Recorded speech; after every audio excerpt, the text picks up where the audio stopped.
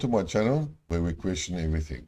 Today's subject is the Rand Corporation report. On Tuesday, a Swedish newspaper called Nya Dagbladet has revealed a report from Rand Corporation, which was dated the 25th of 2022, January 25th. Now, while there is some doubt about the authenticity of the document, I have read some Rand Corporation reports before. The style looks the same.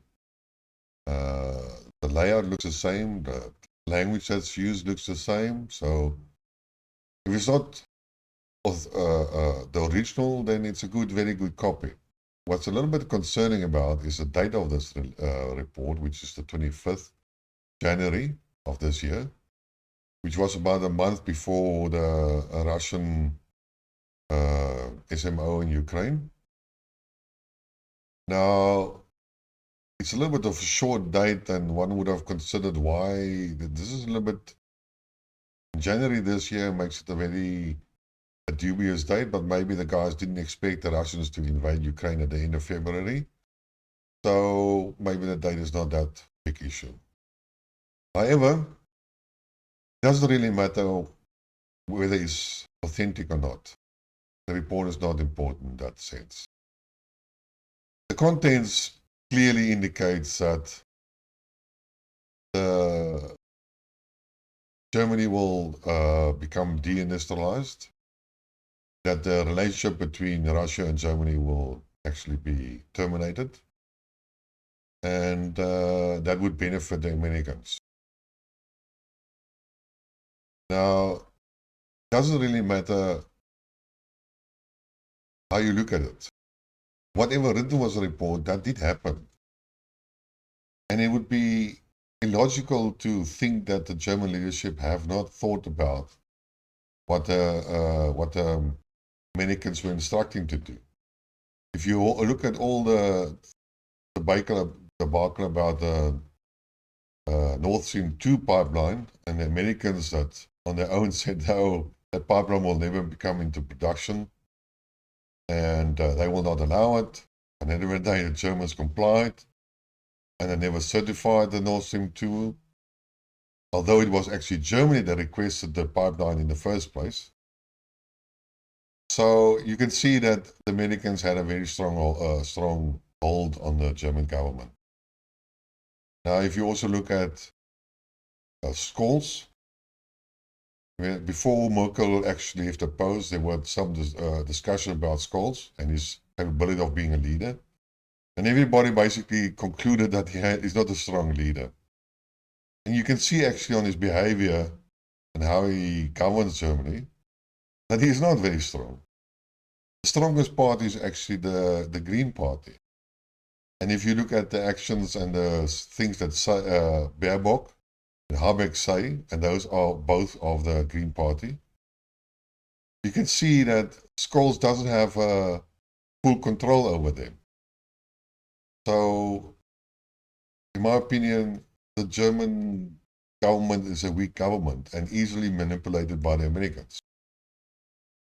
Now, one has to wonder how would it work? Well, the reports basically states that the Americans need finance and investment in America in order to prop up their economy.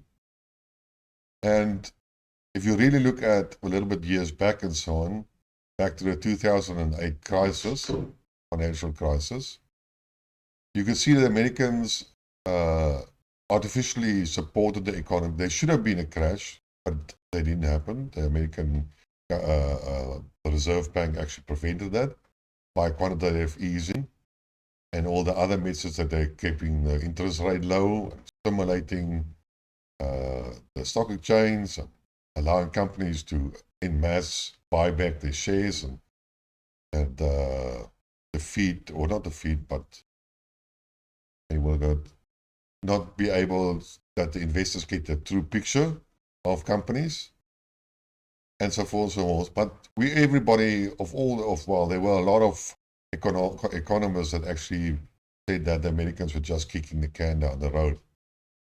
Now, also there's a saying that every 10 years there must be a market crash, and we're now 14 years past the 2008. So it's long overdue, but the American government, the Reserve Bank, is still artificially supporting the economy, kicking the can down the road. But it's starting to getting to an end, so they had to devise some new ways. Now, it's also in a general political sphere that the Americans were very afraid for Russia and Germany to become partners and to develop a good friendship. And with the Russian resources and the German technology and know-how and industry, those would become a formidable opponent to the American hegemony. So it was essential in any case for America to break up the relationship. And with the military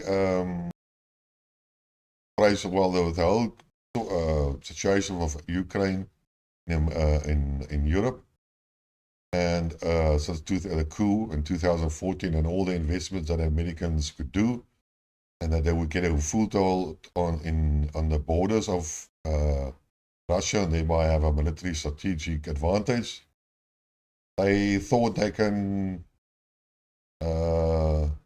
catch two flies with one swat. It's a direct translation of a African proverb. Any case, and trusting the Americans is never a good thing, because looking back at history, I know of no agreement that they ever have honored. And sometimes they stab their friends in the back, and the most prominent guy, who should be most well known, was Saddam Hussein, because he was a good friend of America when he fought against Iran, and they supported him. They were just the man. And when he started to act alone, he became an enemy of America, and they destroyed him in the First and Second Gulf War. And so many other friends of America have been handled with. So there's no surprise that America or that the RAND Corporation will bring out a report like this. And it's quite actually logical. But in any case, Germany is a powerhouse of the EU and also the financial hub. Because at the end of the day, with German money that bailed out Greece, and therefore that's why they had such a big say in the whole matter. All the other countries do not really contribute to the EU, and all the Eastern Bloc countries are definitely dependent on the financial assistance of EU, and then naturally buy from Germany. So when Germany actually has its industry destroyed, which it will happen, there's no doubt about that, then the whole EU will suffer. And yes, the question is asked, what benefit would it be for America if they have a down and out friend in Europe? But it doesn't really matter for the Americans. They are at this stage very short-sighted. And if you look at all the other shenanigans that they are doing in the world, they are stirring up with China. I have a big suspicion they are involved in the Azerbaijan-Armenian border clash, and the one in Turkestan and Kazakhstan, or yeah, those two. So they're stirring up trouble everywhere, and it's not very difficult to do. I mean, you have to just bribe a commander on the border and tell him to fire some shots, and then the enemy will reply, and then your own force will reply, and then you have a good pretense. And there you go. Poof. People die. They did die. So I'm not too skeptical about the report. I know there are some guys that have done some programs on it. But like I said, it doesn't really matter. The outcome is the same. Energy is the lifeblood of any economy. And you cannot live without blood. And therefore, an economy cannot live without energy. And if the energy is in any case too expensive, then you become uncompetitive, and you're also down and out. And if you look at the experts or people that are supposed to be knowing, is that the gas reserves are not sufficient to drive the whole economy of Germany or Europe. They are a supportive supply, or they are additional supplies. There still has to come gas in from outside, which I believe they will be done. But even with the saving, they're going to use up all their gas. And I have asked the question before, and I will ask it again. What happens in the spring? And then in the summer, when the gas tanks are empty? Now, we're not talking about the population, we are talking about the industry. And if you have idiots like this Habeck that says companies won't go bankrupt, they will just stop trading and sleep for a while, and later on they will be there, then you have a pure idiot in your government.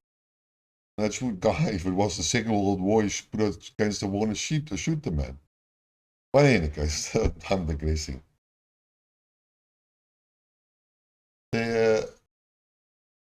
Controlling the Greens are also not that very difficult, because these people are actually fanatics.